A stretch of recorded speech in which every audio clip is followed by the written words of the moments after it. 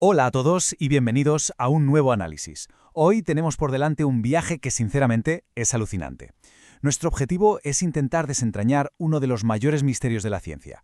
Hablamos de cómo la humanidad adquiere conocimiento, cómo nos adaptamos a lo que nos rodea y, en el fondo, qué significa realmente esto de aprender. Vamos a rastrear toda la evolución de la psicología, arrancando desde esos primeros experimentos que solo se fijaban en comportamientos supermecánicos hasta llegar a entender un poco mejor los laberintos de nuestra propia mente. Así que vamos a meternos de lleno en esto. Para que no nos perdamos, nuestro mapa de ruta pasa por 4 etapas. Primero, definiremos qué es el aprendizaje. Segundo, repasaremos las teorías conductistas. Tercero, exploraremos el aprendizaje social y espacial. Y cuarto, cerraremos con la mente constructivista. Empezamos con el punto 1, definiendo el aprendizaje, lo observable frente a lo interno. Y es que tenemos que empezar por la pregunta del millón, la que desató todo el debate psicológico del siglo XX. ¿Qué es exactamente el aprendizaje? Pues bien, la respuesta depende por completo de dónde decidamos poner la lupa. Por un lado tenemos la perspectiva conductista.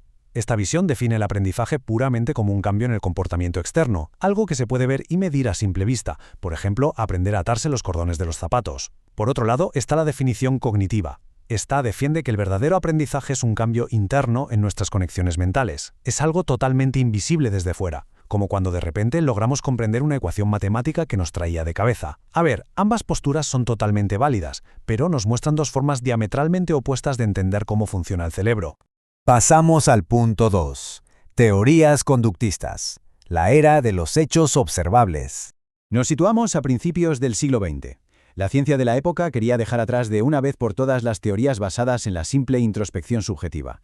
Exigían rigor, querían medir fenómenos puramente objetivos. Y así es como arranca todo esto, con el famosísimo experimento del condicionamiento clásico del científico ruso Ivan Pavlov.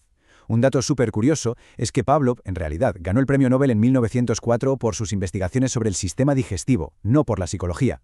Vamos, que se topó con este descubrimiento sobre el aprendizaje casi de rebote.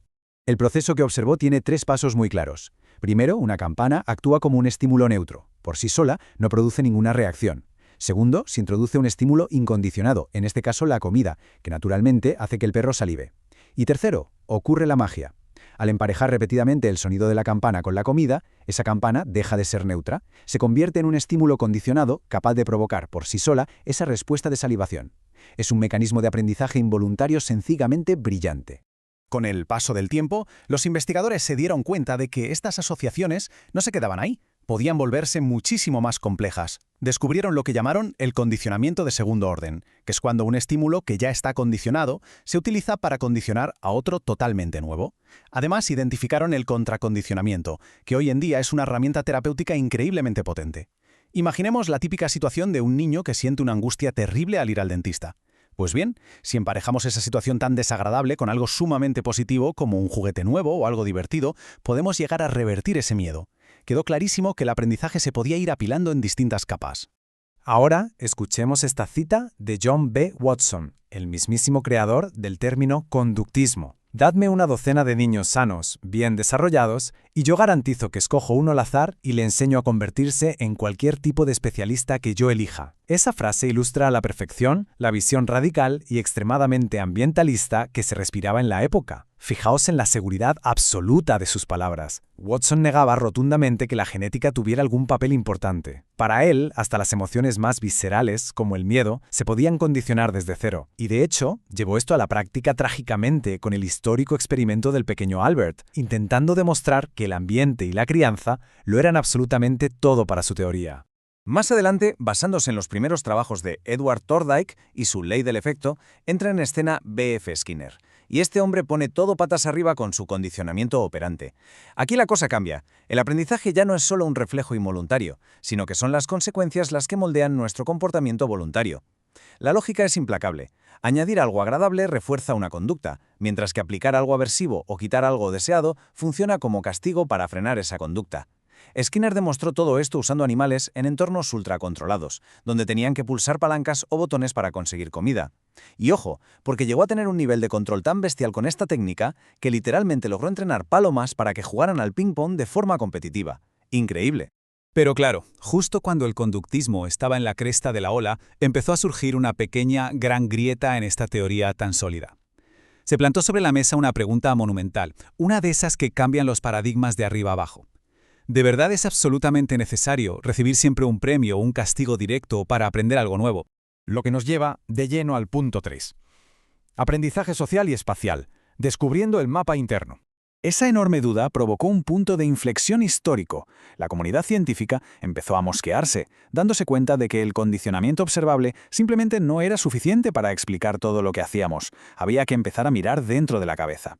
Y aquí hace su aparición estelar el psicólogo Albert Bandura, con su teoría del aprendizaje observacional o vicario. Con su archiconocido experimento del muñeco bobo, Bandura demostró algo fascinante. Somos totalmente capaces de aprender conductas completamente nuevas con el simple hecho de observar a otros. Ni premios ni castigos directos, nada.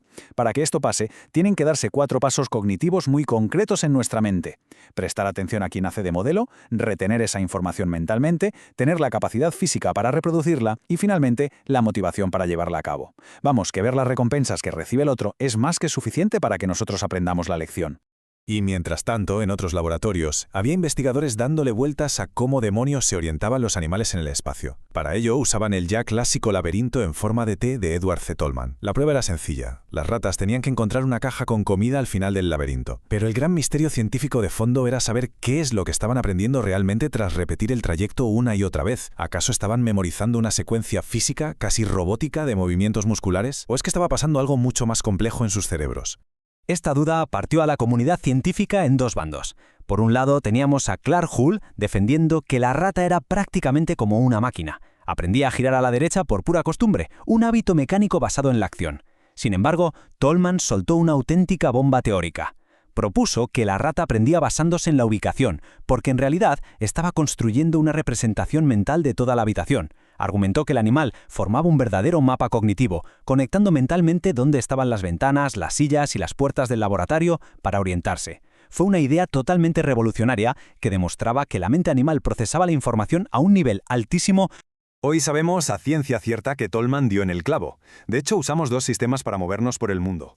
Primero tenemos las estrategias táxicas, que son básicamente orientarnos usando pistas visuales simples que tenemos justo delante de las narices. Y segundo tenemos las estrategias cartográficas. Estas residen nada menos que en nuestro hipocampo, y son las que nos permiten crear un mapa alocéntrico, o lo que es lo mismo, un mapa mental y geométrico que no depende de dónde estemos situados nosotros en ese momento.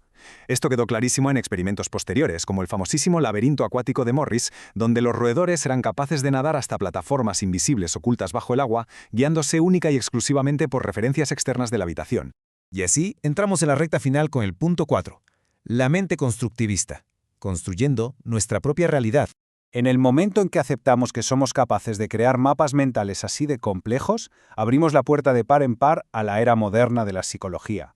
Dejamos de vernos como meras esponjas pasivas que solo reciben estímulos para entender que somos auténticos arquitectos de nuestra propia realidad. Para ver claro este salto brutal, solo hay que echar un vistazo a cómo han cambiado las metáforas sobre la mente humana con los años.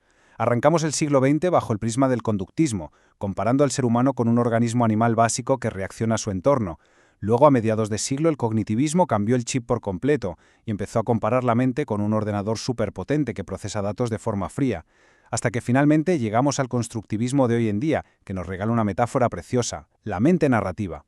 La idea aquí es que cada persona, a través de sus propias historias y vivencias únicas, es la creadora activa y constante de su propio conocimiento. Y ojo, porque esto no se queda en una simple charla de laboratorio. Es el reflejo de un cambio tectónico en nuestra propia civilización. En la época del estado de bienestar, lo que primaba era una fijación funcional. ¿Qué significa esto?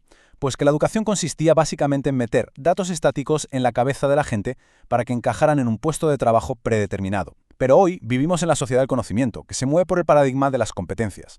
Ya no nos sirve de nada memorizar datos como loros. El objetivo ahora es empoderar a ciudadanos completamente autónomos, personas que sepan pensar de forma crítica y que puedan ir construyendo su propio conocimiento de manera colaborativa durante toda su vida. Al terminar este recorrido, hay algo que salta a la vista. Nuestra forma de entender cómo aprendemos está en constante evolución y parece no tener techo. Hemos pasado de imaginarnos como simples animales mecanicistas a vernos como potentes ordenadores, para finalmente reconocernos como mentes narrativas que construyen sin descanso su propia realidad. Así que, con todo esto sobre la mesa, nos queda flotando una pregunta verdaderamente fascinante para reflexionar.